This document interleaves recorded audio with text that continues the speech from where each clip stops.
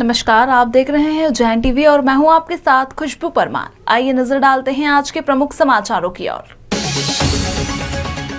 पितरों की शांति एवं मोक्ष के लिए किए जाने वाले 16 श्राद्ध हुए आरंभ। महामंडलेश्वर रामगिरी जी ने भस्म आरती में लगाए गए शुल्क का किया विरोध।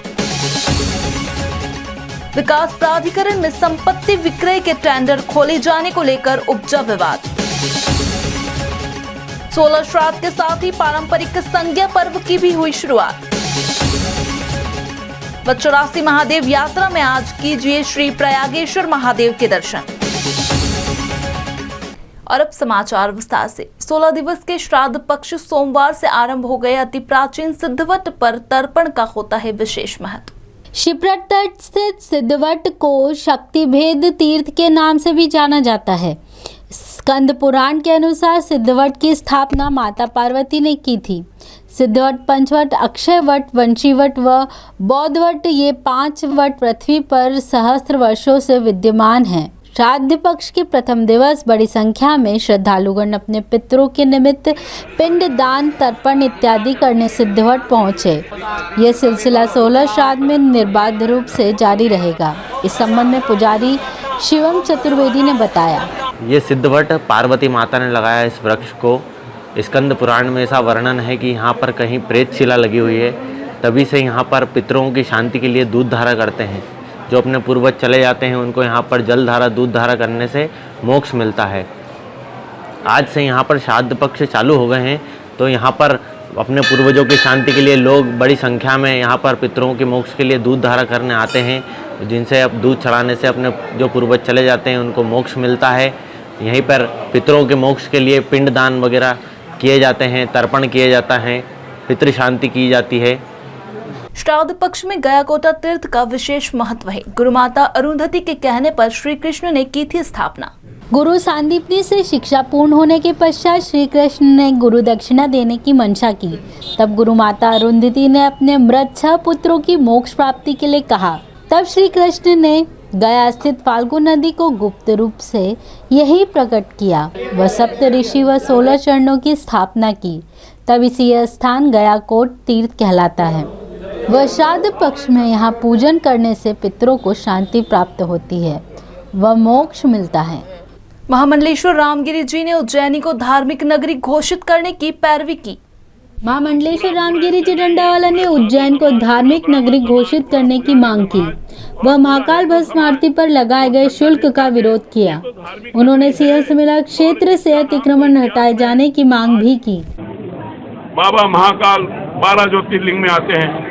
यहाँ बड़े बड़े ऐसे राजा हुए जिनका नाम आज वीर विक्रमादित्य, जिनका नाम चलता है। ऐसी नगरी अगर धार्मिक घोषित की होगी तो और कौन सी नगरी को करेगी? नहीं, भस्म आरती का देखिए हर रोज का हम इसका विरोध करेंगे, हम सरकार से लड़ेंगे। भस्म आरती का कोई भी शुल्क नहीं होना चाहिए। क्यों? आज से थोड़ी बाबा महाकाल अनादिकाल के बैठे हुए कि पूरा अतिक्रमण उज्जैन का हटना चाहिए, मेला क्षेत्र का, और साधु संतों के लिए जो भी व्यवस्था हो सके। कोई अगर उसमें आश्रम बना रहा तो बना सकता है, पर आम लोग किराए के लिए और भी अपने परिवारों को लेने के लिए, माल मवेशी के लिए उनने अतिक्रमण कर लिया। फिर वहाँ से हमें और दूर भगा दिए। ऐसे धीरे धीरे करते आज मेला 5 किलोमीटर 10 किलोमीटर दूर चला गया। अगली समय जैसा भी आएगा और मेला अगर दूर रहेगा तो उसमें उज्जैन का नाम एकदम छुप जाएगा। विकास प्राधिकरण द्वारा एमपी ऑनलाइन से संपत्तियों का विक्रय करना विवाद का कारण बन रहा है। विकास प्राधिकरण द्वारा संपत्तियों की नीलामी पोर्टल के माध्यम से की जा रही है।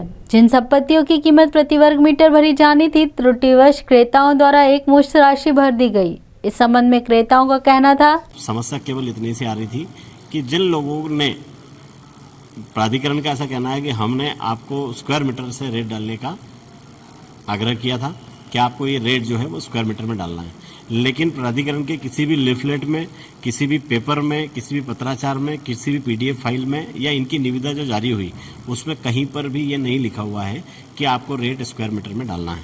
एक उसके कारण बहुत सारे लोग कंफ्यूज हुए, क्योंकि ये फॉर्म की प्रक्रिया इतनी मतलब कुटिल थी कि इसके ये जो फॉर्म है ये सामान्य व्यक्ति नहीं भर सकता। इसलिए लोगों ने MP ऑनलाइन का सहारा लेके, और MP ऑनलाइन से बहुत सारे ऐसे लोग हैं जिन लोगों ने MP ऑनलाइन से फॉर्म भरे और भर के जो प्लॉट की कुल वैल्यू थी उस लमसम अमाउंट उन्होंने उसमें कोट किया।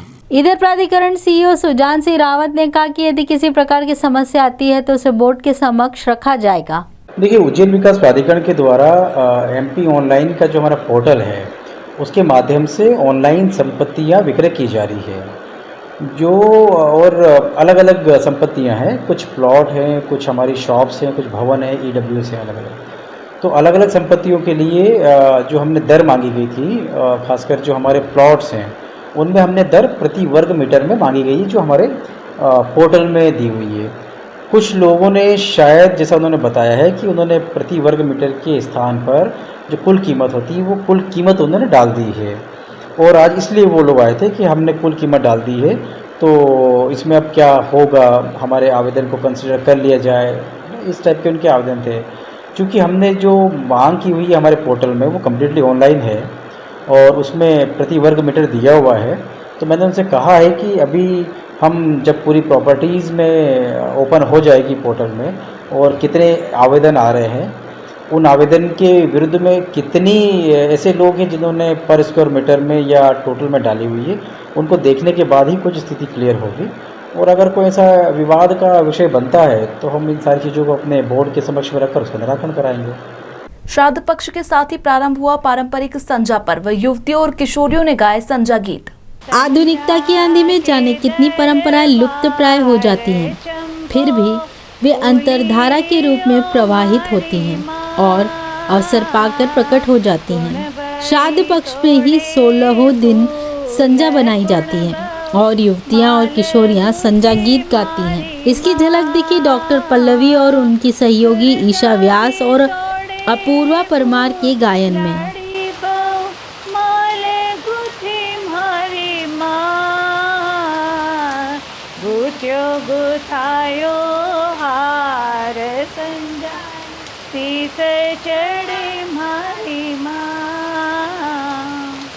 संजा पर्व जो है ये हमारे मालवा का प्रतिनिधि पर्व है। ये श्राद्ध के 16 दिनों में मनाया जाता है। आज चूँकि पूर्णिमा की तिथि है, आज ही आरंभ होगा और सर्वपित्र अमावस्या तक यानी 16 दिनों तक ये पर्व चलेगा। ऐसा माना जाता है कि संजा जो है वो माता पार्वती की प्रतीक हैं और माता पार्वती का मायका हमारा ये मालवा का क्षेत्र है और वो 16 दिन मालवा में आकर विराजित होती हैं। तो हमारे मालवा में कुंवारी कन्याएं जो हैं वो रोज़ शाम को ये संजा की विभिन्न आकृतियां बनाती हैं और संजा माता का पूजन अर्चन करती हैं। और ऐसा माना जाता है कि इस पूजन अर्चन को करने से भगवान शिव के समान योग्य वर प्राप्त होता है। तो उसके लिए ये 16 दिन तक पूरा पर्व मनाया जाता है। अंतर्राष्ट्रीय ज्योतिष महासंघ द्वारा ज्योतिष आचार्यों का सम्मेलन उज्जैन में आयोजित किए जाने का महत्व बताया ज्योतिष आचार्यों ने।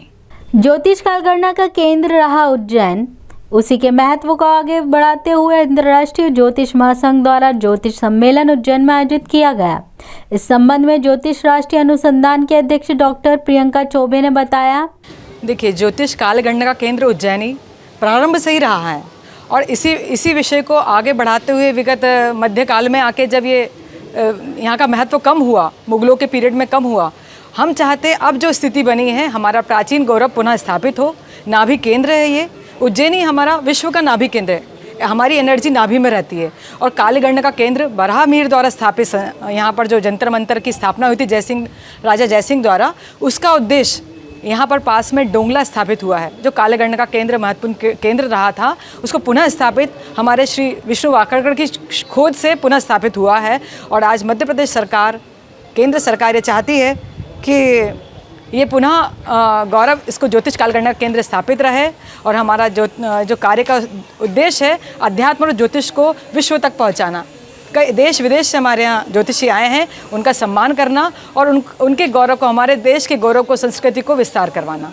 भारत में कंप्यूटर ज्योतिष के जनक व प्रथम बार टेलीविजन पर ज्योतिष प्रस्तुति देने वाले कार्यक्रम के मुख्य अतिथि डॉक्टर अजय भांबी ने बताया। वैसे हम बोलते हैं कि जो ज्योतिष की शुरुआत है वो ब्रह्मा से हुई, लेकिन एक और हमको जिक्र मिलता है उसका, और वो शिव से मिलता है, महाशिव की जिसकी हम बात करते हैं। एक शिव है, एक महाशिव है, महाकाल है, इसलिए इनके बहुत सारे रूप हैं। तो वहाँ पर उनका और पार्वती का, शिव पार्वती का संवाद है। वहाँ से ज्योतिष निकला था, जो उसके सूत्र हैं वो ज्योतिष कहीं नहीं मिलती। और दूसरी बात है कि महाकाल में अगर आने का मौका मिले तो ये अपने आप में बहुत बड़े कोई भाग्य ऑपरेट कर रहा है उन दिनों में, ऐसा हम समझते हैं। और ऊपर से हमारा जो विषय है जिसमें हमने पूरे जीवन हम उसी के ऊपर चलते हैं, ज्योतिष की बात हो तो जाहिर है कि फिर हमारा आना तो बनेगा, इसके बिना हमारा काम कैसे चलेगा। 84 महादेव यात्रा में आज कीजिए प्रयागेश्वर महादेव के दर्शन और जानिए उनकी गाथा, जो पिपली नाका राजमल घाट पर स्थित होकर इस श्रृंखला में अपना 58वां स्थान रखते हैं।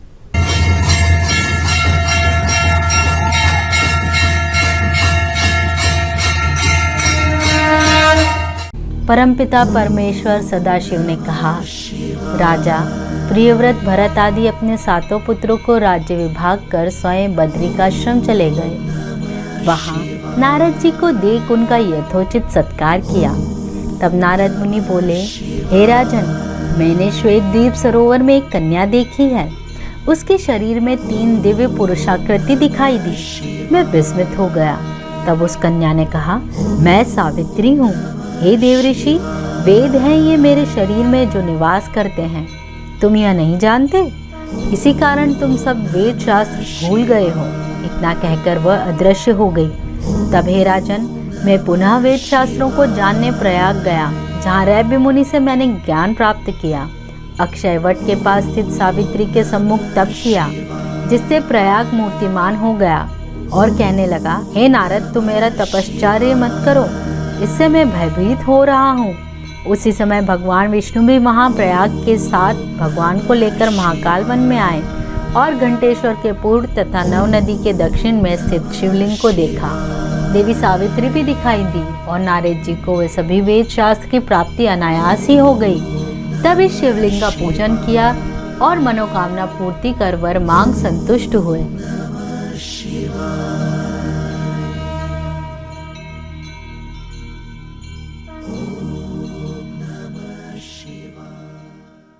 इसी के साथ आगे चलते हैं वेधशाला से प्राप्त मौसम के आंकड़ों की ओर।